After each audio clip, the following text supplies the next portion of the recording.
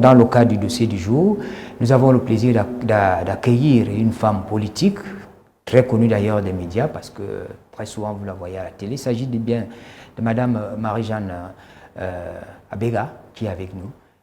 Bon après-midi. Bonjour Séverin, bonjour à des milliers de téléspectateurs de B-News One. Merci de m'avoir invité. Je suis très honoré de saluer toutes les femmes politiques, les femmes de la société civile et de reconnaître le mérite de ces femmes à travers le monde et particulièrement au Cameroun.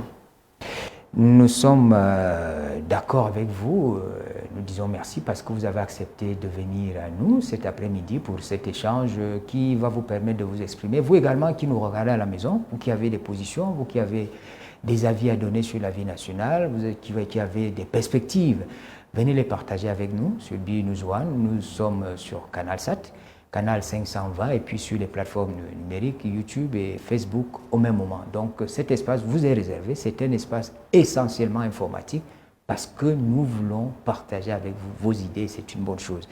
Alors Madame Abega, nous avons tous écouté le président de la République le 10 février dernier. Comme par le passé, il a pris la parole pour s'adresser aux jeunes à l'occasion de la fête de la jeunesse.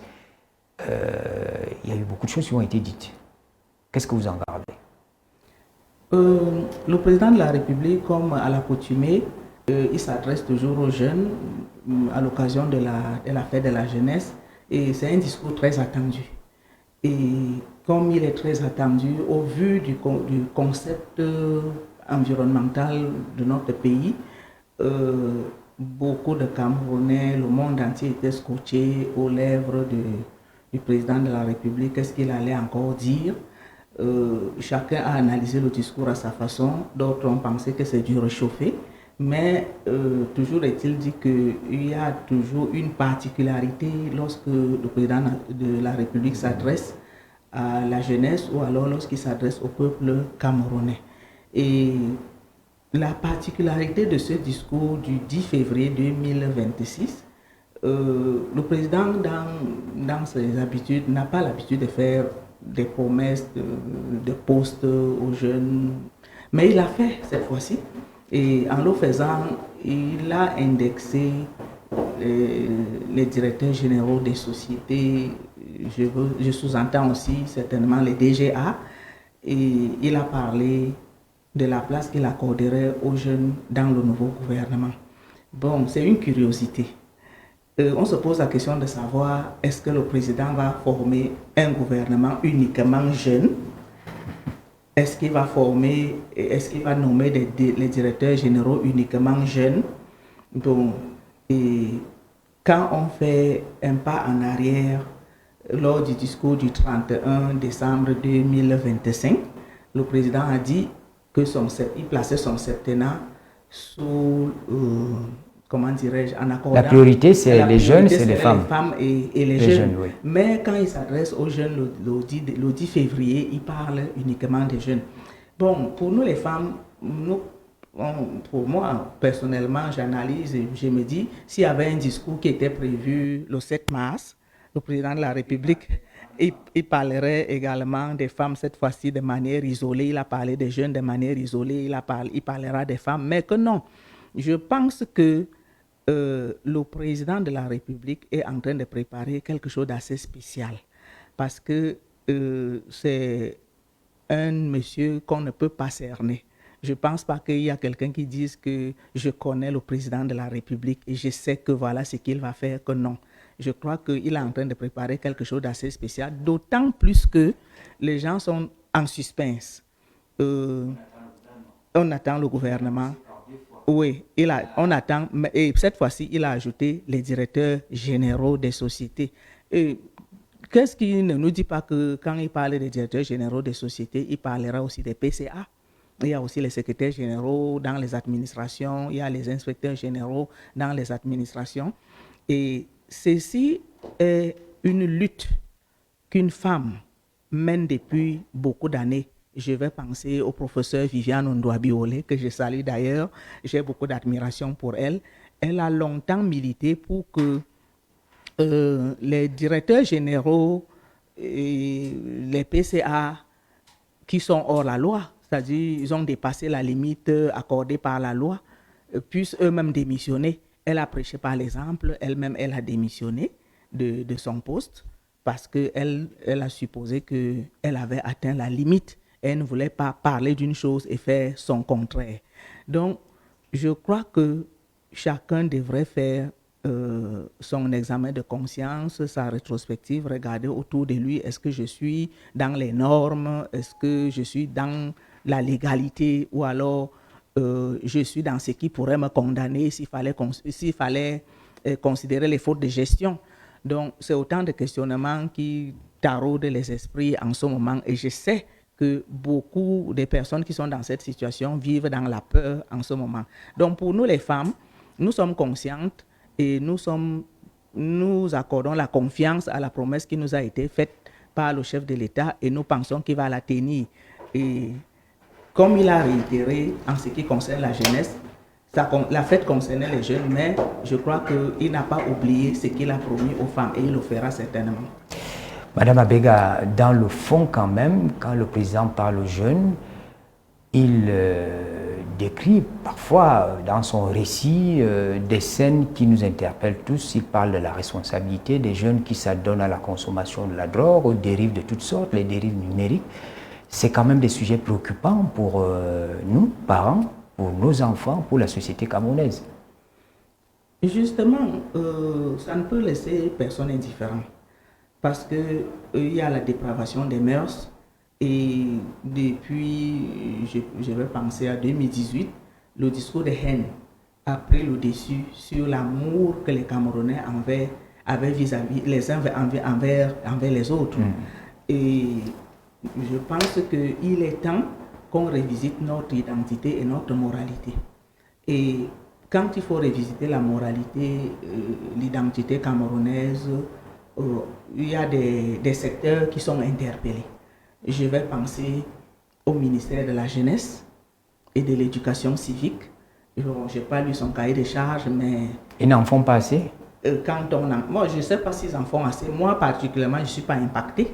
Et quand je vais dans mon village, en Kolé-Bassini, je profite pour saluer aussi les populations de Kolé-Bassini. Qui ont l'habitude de nous regarder. Et oui, de ça, mon arrondissement d'origine, de la Léquier, mon département d'origine, je ne pense pas que nous soyons impactés.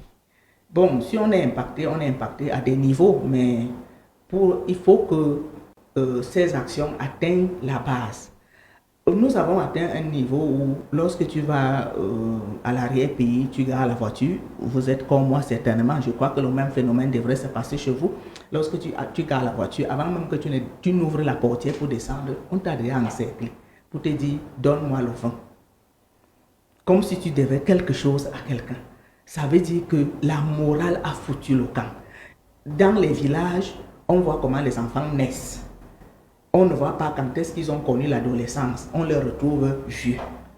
Cette dépravation des mœurs, la consommation des stupéfiants, il y en a qui en cultivent même. Il y a des distributeurs et ils sont astreints à certains codes, comme dans les établissements scolaires. Il y a des codes que seuls les enseignants ou bien les enseignants ou bien les hommes en tenue, les forces de l'ordre peuvent dénicher. Nous autres, si vous êtes profane, vous ne saurez pas que peut-être le bracelet que porte tel enfant est un code peut-être des distributeurs ou alors des demandeurs, de consommateurs de la drogue. Tu ne peux pas savoir. Mais c'est des codes qui existent et c'est en milieu scolaire, ça bat vraiment son plein. Et non seulement en milieu scolaire, même les mauvaises compagnies dans les quartiers, on a ce problème-là. Et puis, avec l'outil numérique, chaque enfant, les enfants ont le téléphone. Comme nous sommes là, chacun peut être dans son monde. Tu ne sais pas dans quel monde je suis, je ne sais pas dans quel monde tu es. Et c'est ainsi dans les maisons. Mais alors, ceux qui pensent que pour sortir de l'ornière, pour se débarrasser de ces situations quelque peu difficiles, il faut que les parents prennent les choses en main, que les parents puissent revenir peut-être à l'éducation qui était celle qu'ils ont reçue eux-mêmes. Est-ce que c'est faisable? L'éducation que les parents ont reçue, nous ne sommes plus dans le même contexte. Ils n'avaient pas de téléphone, ils n'avaient pas de numérique. Il n'y avait pas de téléphone. le téléphone était réservé à la classe privilégiée et ce n'était pas le téléphone portable. Il y avait le téléphone fixe qui n'avait pas... il fallait juste communiquer et puis on raccrochait. Après, nous avons eu les petits téléphones portables qu'on appelle le Juronko, mais qui n'avaient pas la même capacité que ceux que nous avons actuellement. Actuellement, nous avons l'outil numérique et les enfants ont développé des compétences que les parents ne maîtrisent pas. Donc, moi, je vais... Pour qu'on contrôle cela, il y a d'abord qu'il faut interpeller le régulateur pour peut-être bloquer certaines choses, permettre aux parents de bloquer certaines choses, ou alors bloquer même certaines choses pour que nous ne soyons pas astreints à certains programmes. C'est d'autant plus que ça se fait ailleurs. Hein? Oui. Et dans certains pays, Facebook, ce n'est pas ouvert à tout le monde, ce n'est pas TikTok, c'est pas ces plateformes numériques, ce n'est pas pour tout le monde. Pourquoi on ne le ferait pas au Cameroun? L'expertise qui permet de bloquer ces applications dans d'autres pays, je crois que nous avons cette expertise dans notre pays. Donc on peut le faire. Si ces applications continuent de faire les dégâts, c'est parce que la politique camerounaise voudrait que cela fasse des dégâts. Parce qu'on a la capacité de le bloquer. Le Minpost est là, c'est lui qui coordonne. On a l'ART, donc le régulateur. Nous avons même Camtel qui distribue la fibre optique. Donc, ça veut dire que nous avons des compétences, il y a des ingénieurs dans tous ces domaines-là. Et puis, les Camerounais sont partout. Est-ce que vous n'êtes pas cause, vous, acteurs politiques, vous avez tellement demandé que la société camerounaise s'ouvre au débat, à toute chose, qu'on ait la liberté de s'exprimer, de voir ce qui se passe ailleurs. Et peut-être dans cette demande-là, on a voulu satisfaire vos besoins. Malheureusement, à la fin, on est coincé, c'est le libertinage qui s'installe, c'est le tout venant, on n'arrive plus à se ressaisir. Je ne pense pas que liberté d'expression rime avec libertinage. La liberté d'expression devrait être encadrée. Mais nous sommes arrivés dans une société où on insulte tout le monde, y compris le président de la République. On insulte les directeurs généraux des sociétés, on les calomnie, on invente des histoires qui n'existent pas. Bon, on se pose la question de savoir à quel moment est-ce que ces personnes sont sanctionnées. Est-ce que parce que tu es derrière ton clavier, on ne peut pas dénicher qui est derrière le clavier? Il y a donc une faille, il y a des failles quelque part, il y a des vides qu'il faut compléter. Parce que si on laisse la société, nous nous plaignons en 2026, on ne sait pas quelle est l'intensité que cela va atteindre en 2027 et en 2030, où est-ce que nous en serons si ce n'est pas encadré. Donc, il est donc question d'interpeller les politiques publiques pour intercepter certaines choses qui devraient se faire d'ici quelques années. Parce que nous sommes arrivés à un niveau où les enfants ont vu les films, comment on poignarde les enseignants, eux aussi poignardent les enseignants. D'autres ont vu les films, comment on prend on utilise les armes, on en utilise aussi. Moi, il y a quelques années, nous avons vécu un phénomène dans un collège chez nous là-bas, où un enfant était allé à l'internat avec un pistolet. Il a pris le pistolet à l'internat, dans les dortoirs. Ça a été découvert, c'est une histoire qui est connue. Donc, il y a comme une légèreté. Vous avez parlé tout à l'heure des parents qui devraient encadrer leurs enfants, des parents qui devraient assurer l'éducation de leurs enfants. Il y a des parents qui ne connaissent pas leurs enfants. Parce que parfois, quand tu accompagnes ton enfant à l'école, il a les habits dans le sac que tu ne connais pas. Toi, tu penses que tu l'as laissé à l'école en tenue de classe. Mais si tu revois cet enfant, peut-être 2 heures de temps après, il est totalement transformé. Mais tu ne connais pas qu'est-ce que ton enfant est devenu lorsqu'il sort de la maison. Mais il y a donc aussi cette manière de faire de nous les parents. Lorsque l'encadreur de ton enfant vient te dire ou bien te convoque, il te dit, ça ne va pas. Tu dis, les enseignants dérangent. Comment tu fais pour savoir que les enseignants dérangent? Puisque c'est eux qui passent le temps avec les enfants. Ils ont appris la psychologie et ils connaissent les enfants. Ils sont mieux placés pour nous dire ce que nos enfants font et que nous ne connaissons pas. Bon, il y a des enfants. Aujourd'hui, la société a atteint le niveau, notre société, je parle du Cameroun, où il y a le bar en face du lycée. Il y a un autre bar en face ou bien à côté. Il y a même une auberge à côté. Il y a un bar qui fait de la musique. Mais où est passée l'autorité administrative pour encadrer cela? Bon, parfois, si tu te plains, on te dit, est-ce que tu connais la personne qui a le bar en question? Si on est donc dans une société où même l'autorité administrative cautionne le libertinage. Mais nous irons nous cacher chez qui? Si on ne peut pas encadrer l'éducation des enfants en interdisant les bars dans certains environnements. Et même dans les quartiers, vous voyez, quelqu'un a sa petite buvette, il joue à la musique toute la nuit. Et si vous vous plaignez, c'est une autre autorité qui vient vous dire, on vient vous tendre la convocation pour vous dire qui vous a dit de vous plaindre. Est-ce que vous ne savez pas que c'est le neveu de tel? Mais on est dans quel genre de société? C'est nous-mêmes qui avons installé le libertinat dans notre société. Il est temps que les choses redeviennent autrement, qu'on reconfigure la société pour redonner les lettres de noblesse au Cameroun qu'on a connu autrefois. Marie-Jeanne Abega est notre invitée de cet après-midi. C'est une femme politique. Elle est là pour échanger avec nous. Nous relisons le discours du président de la République, le message qu'il a adressé aux jeunes le 10 février dernier, un message qui était assez dense, et nous essayons de comprendre quelques éléments de ce discours. C'est un discours politique, donc il est toujours profond, il y a toujours des choses cachées, il y a toujours des dits et des non-dits. Madame Abega, revenons sur les jeunes. Le président a parlé aux jeunes. Et justement, on a eu cet espoir qui est né. Les jeunes pourront entrer dans le gouvernement, les jeunes pourront occuper des postes de responsabilité d'un certain niveau. C'est ce qu'on a cru entendre à travers le président de la République. C'est-à-dire que le gouvernement qui va arriver, probablement on pourra avoir des jeunes. C'est l'idée que les gens ont eue. Est-ce que cette idée-là encourage les jeunes à aller à l'école? Est-ce que c'est une idée qui dit aux jeunes, ok, vous qui êtes allés à l'école, vous pouvez espérer maintenant? Est-ce que c'est une idée qui dit, continuez à travailler davantage parce qu'un jour, vous pourriez être là où vous êtes censé être? En fait, moi, j'ai une autre perception de cette promesse du chef de l'État. Je me suis posé la question de savoir si le chef de l'État demandait aux jeunes de faire l'échauffement parce qu'ils vont entrer au gouvernement, ou alors ils vont devenir directeurs généraux des sociétés, ou alors lui-même il faisait l'échauffement avant de nommer les jeunes à des postes de responsabilité. Maintenant, quand on revient dans le contexte même, il s'agit de quels jeunes? Ceux qui demandent les recrutements, ceux qui n'ont pas trouvé le travail, ou alors ceux qui travaillent. Les sans noms. Est-ce qu'il y a les sans noms là-dedans? Voilà. Est-ce qu'il y a ceux qui ne sont pas? J'ajouterais même qu'il s'agit de quels noms? De quels jeunes? Les enfants de ceux qui sont déjà aux affaires, ou alors mes enfants, ou bien les enfants des gens qui me ressemblent. Donc, nous, les enfants des paysans. Moi, j'ai comme l'impression que le chef de l'État, je le dis toujours, hein, il doit avoir son registre.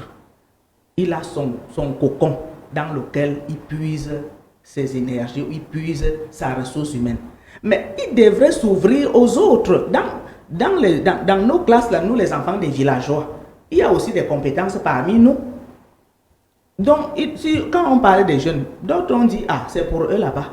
Mais quand nous sommes arrivés dans une société où les gens disent, c'est pour eux là-bas, est-ce que le nom de mon enfant va aussi apparaître? Est-ce que mon nom va apparaître? Ça veut dire que dans notre société, la rébellion s'est installée, le doute s'est installé, les réclamations se sont installées parce qu'il y en a qui réclament que, mais pourquoi pas nous aussi? Pourquoi c'est toujours les mêmes noms? Mais comment faire donc pour corriger cela? Est-ce qu'on va dire que les enfants des autres ne sont pas intelligents? Ou alors ils n'ont pas de compétences? Ils ont des compétences. Mais comment on fait? Ou bien les enfants de ceux qui ont déjà des postes, est-ce qu'ils sont moins camerounais? Est-ce qu'ils sont moins intelligents que les enfants des pauvres? Non, on peut dire qu'eux, ils sont plus intelligents. Parce que nous, on se dit que c'est toujours chez eux qu'on va puiser. Ce qui n'est pas normal. Si on veut se sentir tous camerounais, il faut faire la différence à un certain moment. Mais si on continue à puiser toujours dans son entourage ou à demander conseil à son entourage que, mais qui est-ce que vous allez me proposer? Chacun va proposer son enfant ou bien son neveu. Ce qui n'est pas normal, ce qui est déjà un facteur discriminant.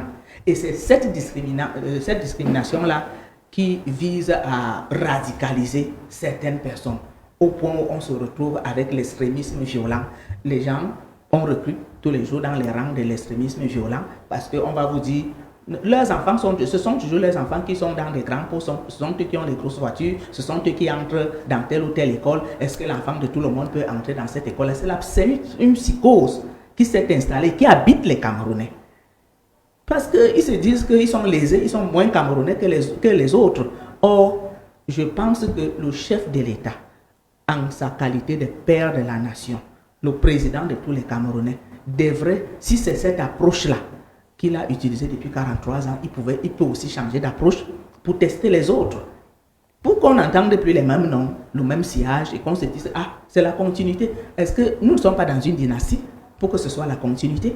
Parce que le Cameroun a quand même 475 000 km² et le Cameroun a beaucoup d'ethnies. Moi, par exemple, on me dit, je suis de la Léké, mais est-ce qu'on connaît le nom de mon ethnie? Moi, je suis Manguissa. Il y a une partie mais vous êtes au gouvernement?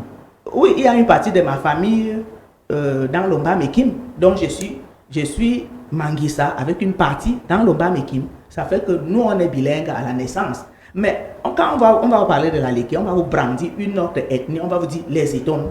Pourtant, la Léké a d'autres ethnies. Donc, il y a ce sentiment un sentiment de non-appartenance à ceux qui peuvent être privilégiés ou à ceux qui peuvent être appelés, qui habitent la plupart des Camerounais. Donc, le chef de l'État a parlé des jeunes. Nous, on se pose la question de savoir de quels jeunes il s'agit. Est-ce qu'il y a déjà de la ressource dans cette catégorie jeune? Pourquoi pas? Le chef de l'État a multiplié les universités. Il a libéralisé l'enseignement privé. Il y a de la ressource. Vous n'allez pas... Vous pensez que chez les autres, chez les paysans là, comme nous on a des familles des planteurs de l'autre côté là, chez les planteurs, il n'y a pas les enfants qui ont les doctorats, qui ont les masters, qui ont les baccalauréats et autres. Il y en a. Ils ont fréquenté. Mais comment est-ce qu'on fait pour que ton enfant arrive aussi là-bas? Donc il y a un problème de discrimination. Que doivent faire les enfants pour arriver eux-mêmes là-bas? Sans être cooptés, sans forcément avoir besoin d'être appuyés. Justement, puisque moi je vais prendre mon exemple. Hein. J'ai mon enfant qui a fait l'ESSEC de Douala. Il est sorti de l'ESSEC. Il y a d'autres qui ont fait d'autres filières. Parce que je suis mère de beaucoup d'enfants. Alors, mon enfant est allé faire un concours quelque part. Il a été admissible. Lors de l'oral, on lui a demandé qui est ton parent. Lorsqu'il a dit, c'est ma mère, on dit, ta mère fait quoi? Il dit, ma mère est enseignante, elle peut payer tel montant. Vous voyez déjà que c'est un facteur qui n'est pas inclusif. Ce facteur-là est exclusif. Le fait de stigmatiser un enfant. Vous lui demandez qui est son parent. Il sait que le parent, c'est quoi? Lui, il est allé composer, son nom est sorti, mais vous venez lui demander le nom de son parent. Bon, ceux qui n'ont pas les parents, nous autres, on est seulement les petits enseignants. On fait donc comment pour accéder à ce genre de milieu? Donc, on doit formater les mentalités pour ne pas laisser croire que si tu n'as pas d'argent ou bien si tu n'as pas le parent, tu ne peux pas accéder quelque part. Nous devons être libres d'accéder, puisque ceux qui se sont retrouvés dans ces positions-là, est-ce qu'on achetait les concours? Ils n'ont pas acheté les concours avant. Est-ce qu'on avait les parents pour se faire recruter? Mais pourquoi est-ce que cela est né? Parce que le mérite a foutu le camp. On ne tient pas compte du mérite, mais on tient compte de la filiation et des affinités qu'on a les uns envers les autres. C'est ce qui prône et c'est ce qui tue la société, parce qu'on ne recrute pas sur la base des compétences, on recrute sur la base des affinités. Et quand on a recruté sur la base des affinités, l'obligation des résultats n'y est pas. Puisque si ton patron, ton chef hiérarchique te gronde, si te rappelle à l'ordre, tu iras voir ton parent et ton chef hiérarchique se sentira menacé, peut-être son poste sera menacé, il pourrait même perdre son poste puisque ton parent est plus grand que ton chef hiérarchique. Peut-être que dans cette logique-là, Madame Abega, il faut donc voir un espoir que le président veut susciter en cette jeunesse qui est déboussolée, qui a perdu tout espoir, qui se dit c'est pour les autres, c'est pas pour nous. Peut-être que c'est un message qui veut dire croyez toujours en ce que les choses peuvent changer, travaillez et puis vous arriverez là où vous voulez arriver. Oui, lorsque vous me posez cette question, je me réfère à son slogan de campagne. Il a dit grandeur et espérance. Ça veut dire qu'il met les Camerounais en confiance et il dit aux Camerounais que des choses pourraient changer. Les choses pourraient changer. Donc on attend ce changement. Puisque d'autres vous diront qu'on attend le changement depuis 43 ans, ce n'est pas maintenant que ça va changer. Mais moi je pense que le chef de l'État peut utiliser une autre approche et surprendre. Et je crois que c'est ça qui va se passer. Parce que jamais nous n'avons eu les promesses d'un gouvernement, par deux discours qui se suivent. Oui. Bon, on a vu les promesses d'un gouvernement qui est toujours très attendu. Il me souvient que je crois que c'était au mois de décembre, ou bien, oui, c'était au mois de décembre. Il y a eu un vendredi très mouvementé dans notre pays où tout le monde attendait le 17h. Ce 17h n'est pas arrivé. Donc, le président de la République est l'homme des surprises et je crois qu'il va surprendre les Camerounais. Dans le message du chef de l'État, vous êtes femme politique. Il y a eu une information capitale, je l'ai dit au début de cet échange.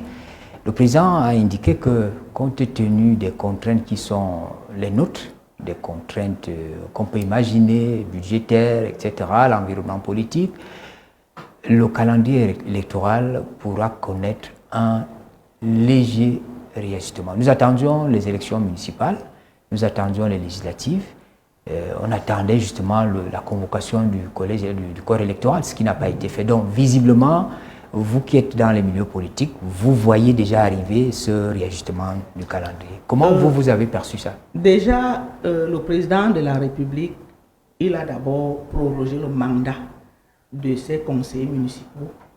Il a prorogé, je crois, de 15 mois, mais la loi lui donne l'autorisation de proroger de 18 mois. Alors, le peuple camerounais se sera attendu à ce que le corps électoral soit convoqué le 9 février, ce qui n'a pas été fait. Donc, le chef de l'État, je crois qu'il s'est référé à l'article 169, alinéa 1, et l'article 170, alinéa 1 du Code électoral. Et puis, il use de ses prérogatives que lui confère l'article 170, alinéa 2, toujours du Code électoral, parce que il a prorogé par la loi, je vais lire là, numéro 24/328 du 24 juillet 2024. Il a prorogé le mandat des conseillers municipaux. Et ce mandat des conseillers municipaux devrait expirer normalement le 31 mai 2026.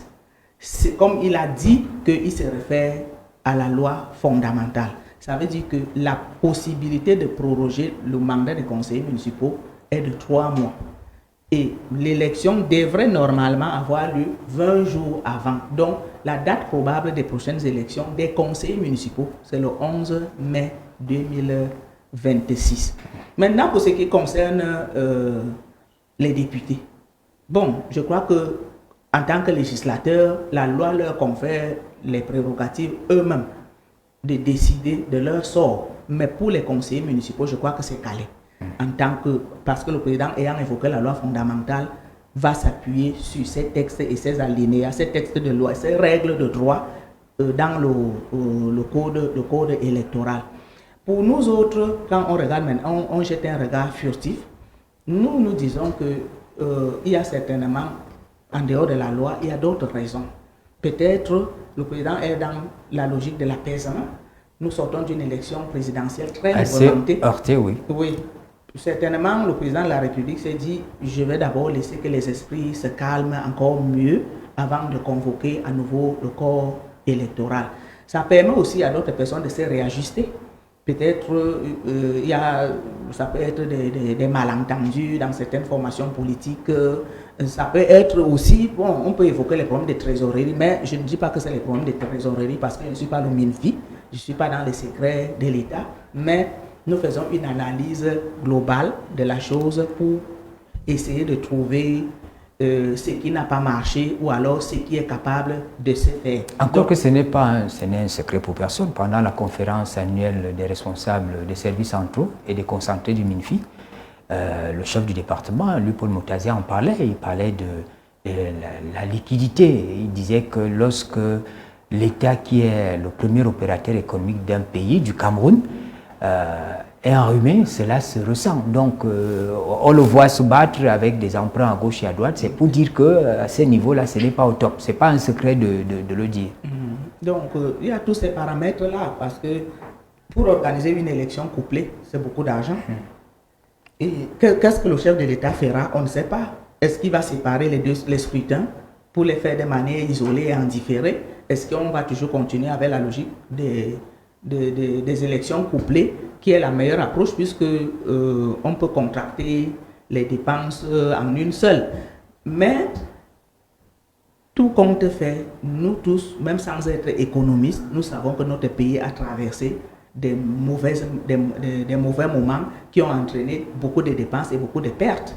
Quand je me réfère, ou bien j'ai le souvenir du blocus qu'il y a eu à Menganga, lorsque les camionneurs avaient bloqué la route, c'est des milliards qui se sont envolés. Et actuellement, ce qui se passe au port de Douala avec la SGS et le port oui, et les autres. La bataille entre un DG et un ministre, bon, un ministre plus le premier ministre, donc tout ça là n'est pas d'humeur à renflouer les caisses de l'État.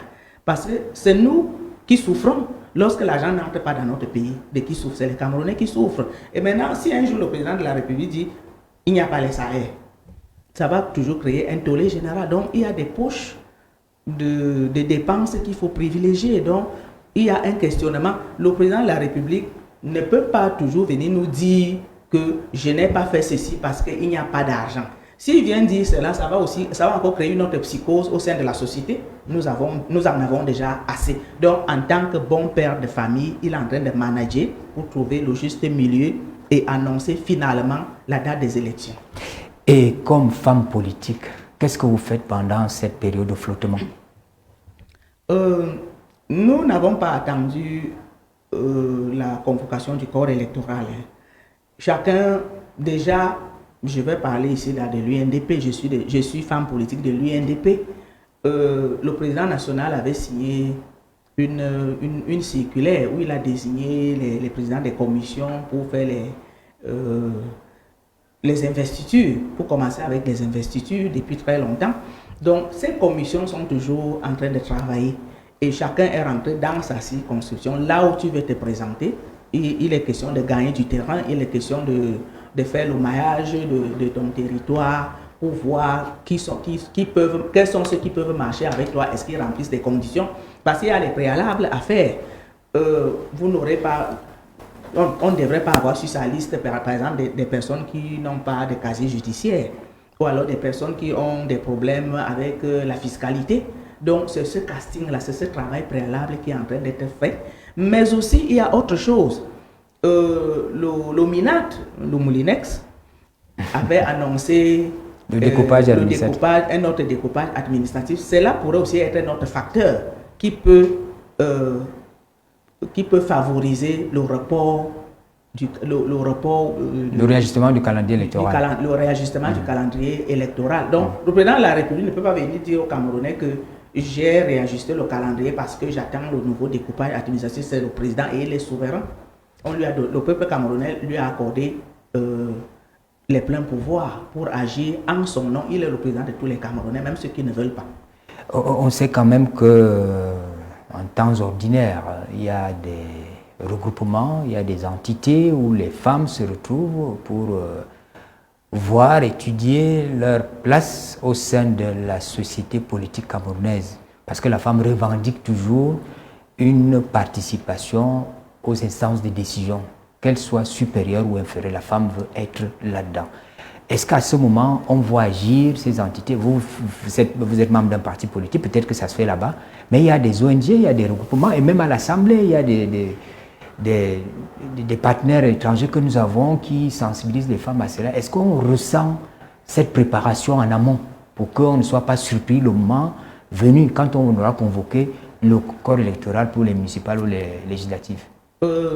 Récemment, nous avons travaillé avec l'ONG More Women in Politics. Je salue d'ailleurs Madame la Présidente, la coordinatrice, le professeur Justin Difo. Nous avons eu des journées d'intenses activités avec les femmes et les CAM nous a accompagnés dans cet exercice où les femmes ont été entretenues sur la méthodologie des élections, sur comment confectionner son dossier, sur comment battre campagne, sur comment se comporter, même sur comment s'habiller. Nous avons été entretenus. Ça veut dire que de manière isolée, les femmes sont en mouvement pour, n'est-ce pas, préparer les échéances à venir. Maintenant, ce qui dérange, est-ce que les circonscriptions seront les mêmes? Est-ce qu'elles vont être reconfigurées? Donc, tu peux préparer une liste comme à l'accoutumée avec l'ancien découpage. Mais à la dernière minute, on vous dit il faut refondre la liste parce que... Elle est entre plusieurs circonscriptions à la fois. Le découpage a connu le réajustement. Donc, il y a donc cette incertitude-là. Mais les femmes que nous sommes, nous n'avons pas croisé les bras. Nous sommes en train de travailler et d'autant plus que bientôt nous allons célébrer la fête du 8 mars et nous nous référons toujours à la résolution 1325 du Conseil de sécurité de l'ONU qui parle des femmes, de la paix, de la sécurité. Les femmes, on ne peut pas parler de paix, de la sécurité sans les femmes ou alors sans impliquer les femmes. C'est pour cela que les femmes sont d'abord les conseillères. Les femmes sont celles-là. Nous avons parlé tantôt de l'éducation des enfants. Si les femmes ne s'impliquent pas dans l'éducation des enfants, ils vont être dans la perdition. Là où les mamans ne sont vraiment pas impliquées, il y a un résultat négatif qu'on voit. Mais parce que la femme est maternelle, elle tient à ce que la société soit bien régulée. C'est pour cela que les ONG, les associations des femmes, les femmes politiques que nous sommes sur le terrain, chacun à sa manière, pour encadrer les couches sociales, donner les conseils. Par exemple, on entretient de temps en temps les femmes sur le comportement, même dans les foyers. Parce que si ça ne va pas dans le foyer, si monsieur dit que tu n'iras pas à l'élection, tu n'iras pas à l'élection. Ou alors monsieur dit tu n'iras pas à la réunion, tu n'iras pas à la réunion. Même si tu vas à la réunion, mais ta participation sera écornée. Parce que tu ne seras pas vivace comme d'habitude. Il y aura quelque chose qu'on va remarquer. On va remarquer que habituellement elle n'est pas comme ça. Pourquoi elle est comme ça aujourd'hui? On va commencer à fouiner. Donc nous devons nous rassurer que dans nos maisons, dans notre environnement, tout va bien. Et que si tout va bien dans nos maisons, si tout va bien dans notre environnement, tu as donc la force d'aller prêcher par l'exemple devant l'auditoire qui est devant toi. Tout le monde le sait, notre société est essentiellement patriarcale. Est-ce que dans cette démarche, vous sentez qu'on lâche un peu du lest, les hommes vous laissent un peu faire, les hommes veulent vous admettre dans l'arène politique? Déjà, j'ai parlé de More Women in Politics tout à l'heure. Nous avons des hommes qui marchent avec nous dans More Women in Politics. Nous avons des jeunes, je vais saluer Junior Maya. Nous avons des jeunes qui marchent avec nous, nous avons des femmes, des hommes qui marchent avec nous pour dire que nous ne marchons pas en mettant au devant de la scène la discrimination. Nous utilisons et nous privilégions l'approche genre. Ça veut dire que nous ne devons pas faire sans les hommes et nous pensons que les hommes ne devraient pas faire sans les femmes. Parce que si nous revendiquons la planète 50-50, nous n'allons pas atteindre la planète 50-50 en faisant la guerre.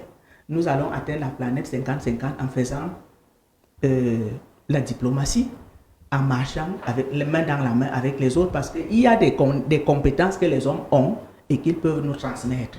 Donc, pour recevoir donc, ces compétences-là et ces connaissances, nous devons marcher avec les hommes et nous référer à ce qu'ils font et marcher. Par exemple, nous sommes en train de revendiquer les 30% des femmes à des postes de responsabilité. Est-ce que nous en avons déjà reçu? Est-ce que nous avons 30% des femmes au gouvernement? Est-ce que nous avons 30% des femmes DG des sociétés? Est-ce que nous avons 30% des femmes? Bon, le Parlement, c'est en train d'évoluer, mais nous n'avons pas encore atteint ce que nous demandons. Nous voulons que le quota soit atteint et pour cela, donc, nous devons travailler. Et pour que une femme fasse véritablement la politique, il faut avoir les moyens. Donc, il faut déjà... Quand on parle de la politique, on parle de l'autonomisation de la femme. L'autonomisation, oui, je vais dire autonomisation de la femme à travers les activités génératrices de revenus. C'est pour cela que dans nos formations, dans nos associations, dans nos ONG, nous organisons les formations pour entraîner les femmes à produire. On encadre les femmes dans la production, on encadre les femmes dans la transformation, on encadre les femmes en matière de gestion. Parce que si tu produis, tu vends. Si tu ne sais pas gérer, tes capitaux vont s'envoler. Et même on entraîne les femmes à comment monter un dossier pour avoir un financement ou alors pour être accompagnées par des organisations. Parce qu'il y a des fonds qui sont logés dans certaines administrations, mais que nous, on ne connaît pas.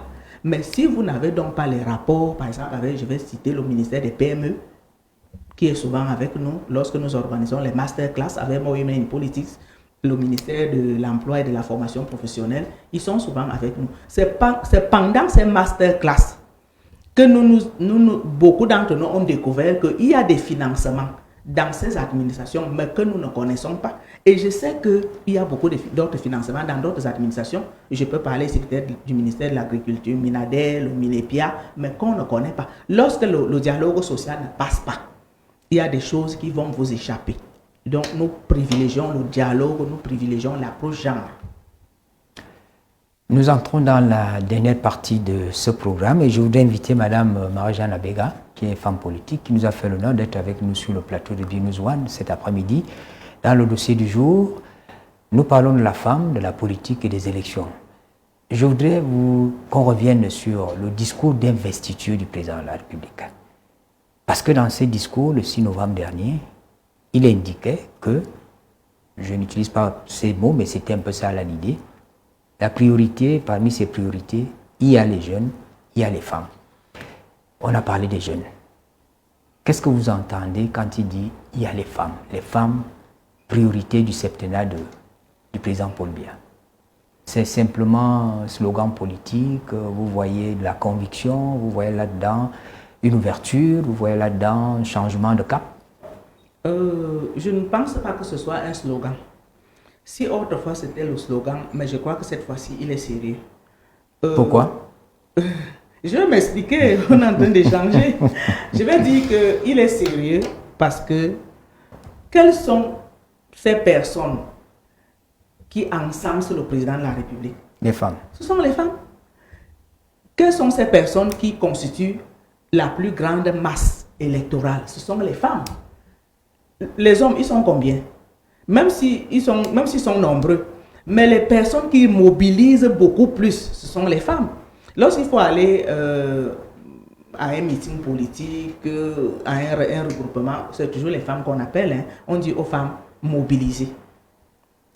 On dit aux femmes mobilisées, on dit aux jeunes mobilisés. Ce sont ces deux entités-là qui mobilisent. Donc, quand le chef de l'État dit, il place la priorité de son septennat en les femmes, en les jeunes, c'est parce qu'il s'est souvenu qu'il faut récompenser cette catégorie de personnes.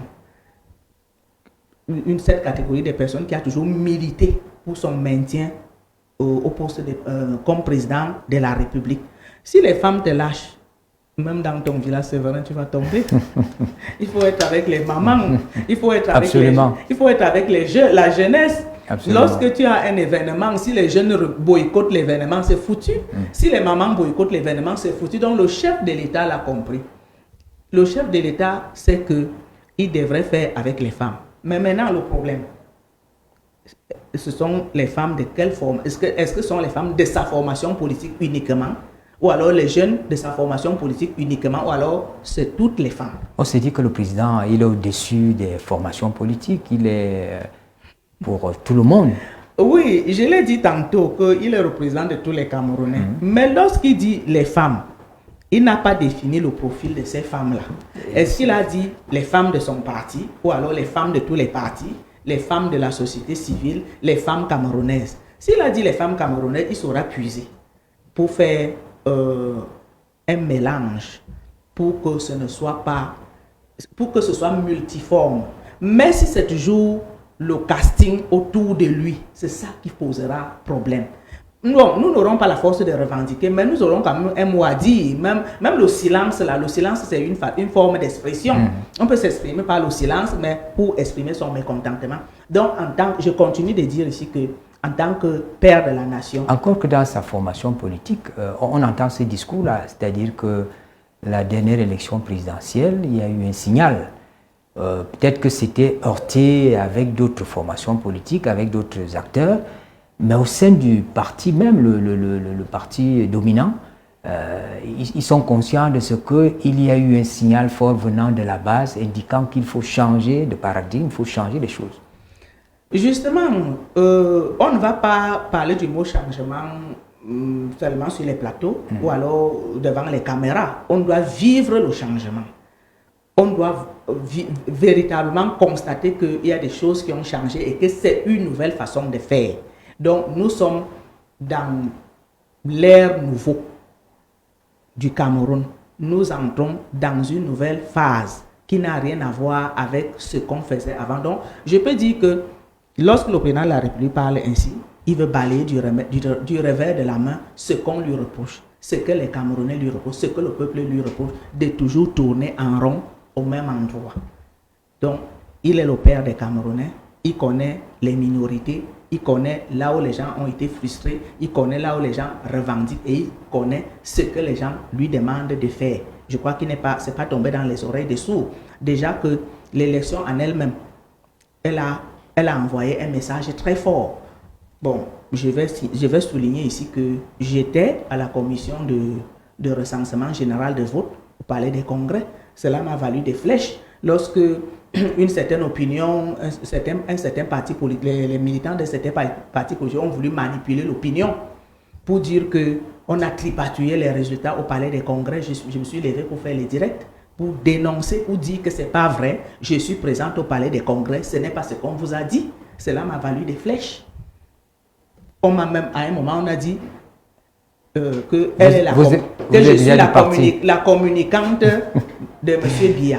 Non, je disais la vérité aux Camerounais parce que je suis camerounaise et il ne faut pas torpiller ce qui est vrai. On accusait le président du Conseil constitutionnel d'avoir mis en place une équipe pour tripatouiller les PV, ce qui était faux. Nous étions là, l'UNDP était représenté à la Commission nationale de recensement général des votes. Il y avait beaucoup d'autres partis politiques, mais les gens ont pensé quand même qu'il fallait inventer des mensonges. Donc je crois que les résultats de l'élection, ce qui s'est passé pendant les élections, c'était un signal fort, un message qui est interpellateur, qui demande au chef de l'État de changer de façon de faire. Et quand il parle des jeunes et des femmes, il sait que les jeunes et les femmes ont joué un très grand rôle pour sa réélection en 2025 comme président de la République.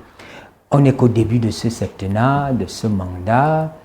Si jamais la chance est donc donnée aux femmes de pouvoir s'exprimer, de pouvoir participer à la gestion des affaires courantes de l'État, de participer à un gouvernement par exemple, pourquoi pas. On dit tout cela, on ne sait pas ce qui va se passer.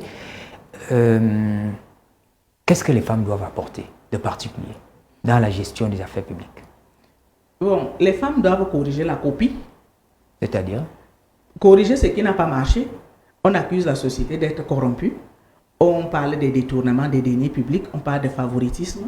Les femmes devraient apporter, faire la différence dans les administrations qui leur seront confiées. Et déjà, avant même de nommer le gouvernement, le chef de l'État avait déjà donné un signal fort en nommant Madame le procureur général.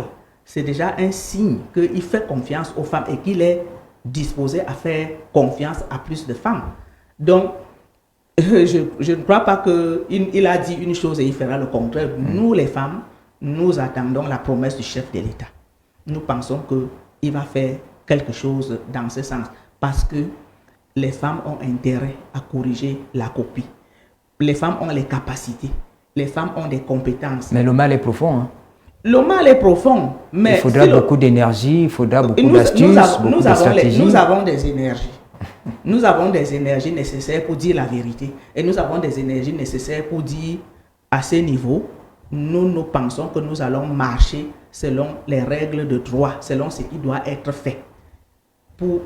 Sans enterrer ce qui s'est passé, mais sans assurer la continuité. Parce que en faisant confiance aux femmes, elles ne vont pas assurer la continuité de la corruption, elles ne vont pas assurer la continuité des détournements des deniers publics. La femme a d'abord peur de salir son image, parce qu'elle ne devrait pas faire certaines choses qui salissent, qui ternissent son image et qui ternissent l'image de sa famille. Donc c'est pour cela que le chef de l'État, quand il dit il va faire confiance aux femmes, si j'ai bonne mémoire, nous avons un parlement au Rwanda qui est majoritairement féminin et on voit comment le Rwanda est en train de se transformer malgré le génocide.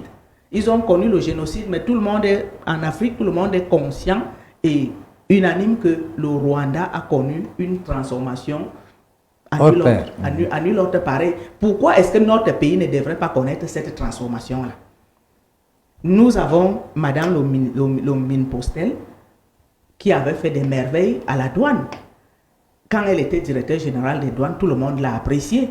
Je crois que c'est après cela qu'elle a mérité le poste ministériel. Donc, ce n'est pas parce qu'on n'a pas donné la confiance aux femmes qu'elles n'ont pas le mérite, elles ont le mérite.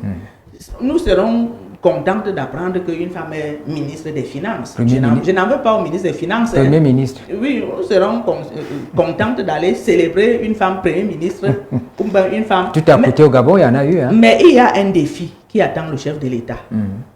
L'Assemblée nationale a été convoquée, le Sénat a été convoqué. Il faut élire une femme comme présidente de l'Assemblée nationale ou alors une femme comme présidente du Sénat pour montrer qu'il veut vraiment faire confiance aux femmes. Nous avons des parlementaires, les sénateurs, les députés, elles méritent.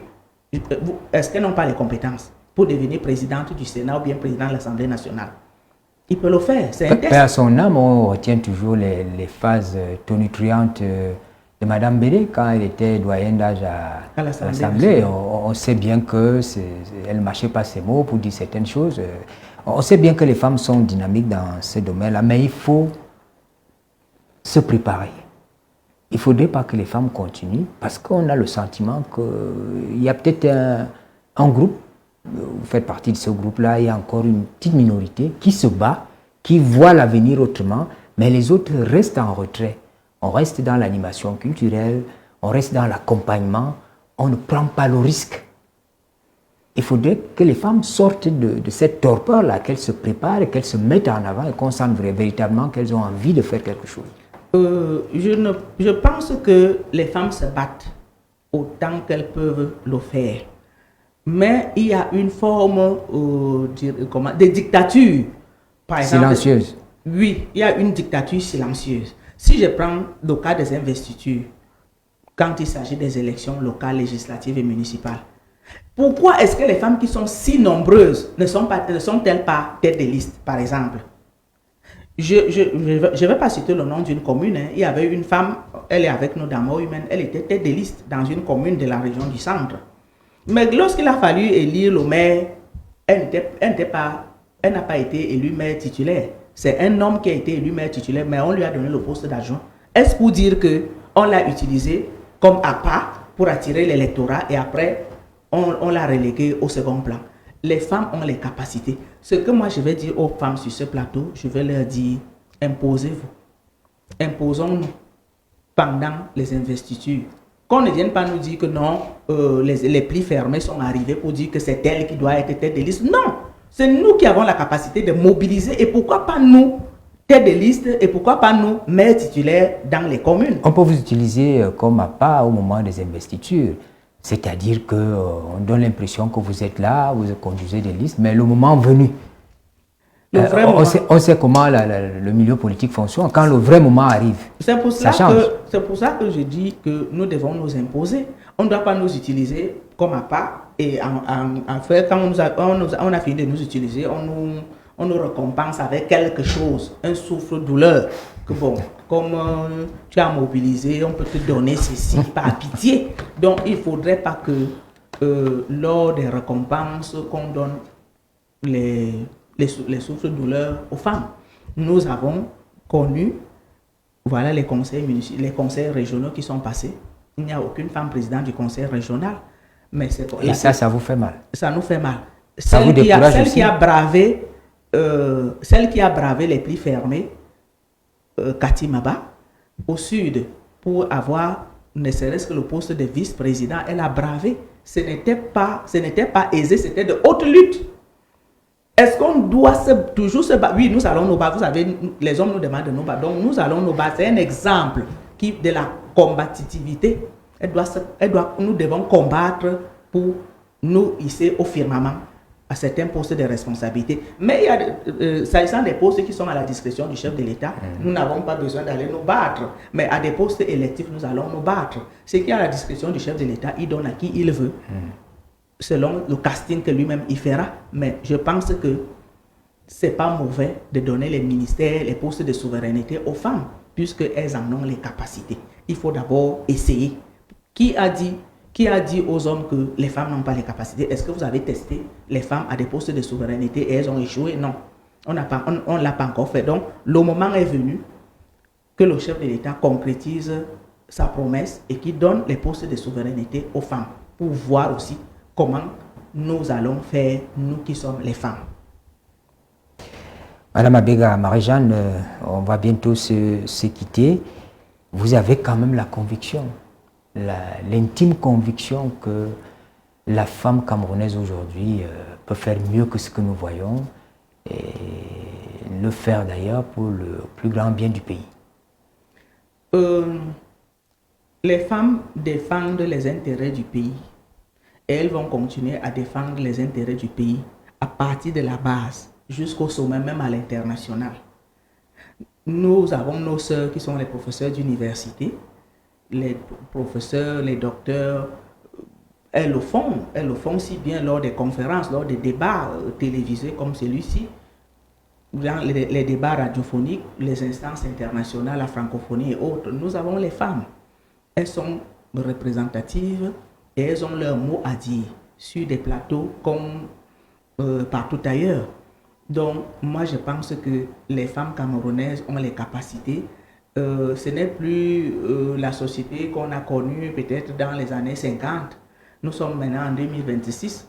La femme camerounaise est suffisamment outillée. Donc, elles sont éduquées, elles sont allées à l'école, les capacités sont là, les capacités managériales, l'intellect est là. Ça ne manque pas chez les femmes. Déjà, quand on va écrire les examens, c'est les mêmes épreuves, non? Mais après, quand on délibère, on voit quand même que les femmes ont aussi eu le diplôme. Si c'est la licence, elle a eu la licence. Si c'est le baccalauréat, elle a eu la Mais vous semblez négliger l'élément culturel qui vous retient un peu en arrière. Vous parlez comme une femme de la ville, hein. Moi, je vous comprends très bien. Je suis villageoise, c'est vrai. Moi, je suis villageoise. Je suis née en Kolé-Bassimbi, j'ai grandi là-bas. Mais il y en a qui ne peuvent pas tenir ces discours de peur d'être regardés autrement. Pourquoi? Je ne sais pas pourquoi. Dire qu'elle est villageoise. Moi, je suis villageoise. Mon père était paysan, planteur en Kolé-Bassimbi. C'est mon village. J'ai fréquenté l'école catholique de Kolé-Bassimbi. Donc, moi, je suis villageoise. Je cultive les champs. Donc, le discours que je tiens là, c'est le même discours. Dans mon village, il y a un lycée, non? Les enfants ont le baccalauréat au lycée. Il y a de cela 2 ans, ma petite fille a eu le baccalauréat au lycée de Kolé-Bassimbi. C'est une fille. Et le lycée n'avait pas beaucoup d'admis, mais elle était parmi les 5. Ça veut dire que on écrit, on apprend les mêmes leçons, on suit les mêmes leçons, on passe les mêmes examens et les femmes peuvent réussir autant que les hommes. Il suffit seulement d'avoir la volonté. Donc aujourd'hui, une femme qui n'est pas allée à l'école, c'est parce que, bon, il y a des cas isolés, hein. Il y a des cas où la nature t'impose un certain mode de vie ou alors l'environnement t'impose un certain mode de vie. Mais le gouvernement camerounais a pris des dispositions pour que tout le monde puisse aller à l'école pour s'instruire. Ceux qui ne veulent pas s'instruire, soit ça dépend d'eux-mêmes, soit ça dépend de certains critères que nous ne pouvons pas, que nous ignorons et que nous ne pouvons pas évoquer, par exemple. Parce que chacun va te dire quel est son problème et nous n'avons pas la science infuse pour connaître le problème des uns et des autres. Mais je veux dire que les dispositions ont été prises au niveau du gouvernement pour qu'il y ait des établissements scolaires. Quand je vous parle du lycée de Kolé-Bassimbi, c'est mon village, hein. Il y a un lycée là-bas, de la 6e en terminale. Et dans les environs, il y a les CETIC, il y a les CES, il y a les collèges d'enseignement privé, il y a même un institut privé d'agriculture. Donc, ça veut dire que l'enfant peut avoir son baccalauréat au lycée de Kolé-Bassimbi et aller continuer sans sortir de l'arrondissement de ça. C'est déjà un critère favorable à l'éducation pour tous. Donc, ce n'est plus comme autrefois pour dire que le discours que ce sont les femmes de la ville, non. Les mêmes femmes qu'on trouve à Yaoundé, on les trouve au village. Vous êtes femme politique. Si vous aviez à vous adresser aux hommes politiques, que diriez-vous? Aux hommes politiques, si je m'adresse aux hommes politiques, je leur dis que de ne plus utiliser les femmes comme le bétail électoral. Les femmes méritent mieux parce que c'est elles qui mobilisent mieux et c'est elles qui ont l'électorat. Donc, qu'on laisse les femmes occuper les places qu'elles doivent occuper sans dictature souterraine. C'est ce que j'ai à dire aux hommes. Merci beaucoup, Madame Abega, de nous avoir rendu visite. Infiniment, on souhaiterait continuer cet échange. Probablement, vous allez nous accorder cette chance-là. Une autre fois, vous serez sur le plateau pour partager ces idées avec nous. Immanquablement, c'est moi qui vous dis merci. Et je n'oublierai pas de dire merci et un bonsoir particulier au promoteur de B-News One. Monsieur Lucas Ona. Yes. Il est par ailleurs homme politique, maire de Yaoundé 3e, président de la section RDPC du Foudi 3, je crois. Voilà. Donc, Mais, je voilà. vous dis bonsoir. Merci beaucoup. Mesdames, Messieurs, nous arrivons au thème de cette édition du dossier du jour. Je l'ai dit à l'entame du programme, c'est un espace informatif qui vous est réservé. N'hésitez pas à nous rendre visite à B-News One. Nous ne sommes pas loin de l'entrée Auberge Bleue, au quartier Oudja. Nous sommes sur Canal Sat, Canal 520. Nous sommes sur les plateformes numériques, sur Facebook, sur YouTube. Nos émissions passent par là. Et cet espace, c'est pour que vous puissiez vous exprimer, partager avec les Camerounais qui nous regardent vos expériences, les informations qui sont à votre disposition, ce que vous savez faire, ce que vous ambitionnez de faire pour le Cameroun. C'est pour cela que nous nous retrouvons tous les après-midi. Et nous disons merci à Mme Abega qui a été avec nous. Bonne suite des programmes sur B-News One. Et à bientôt.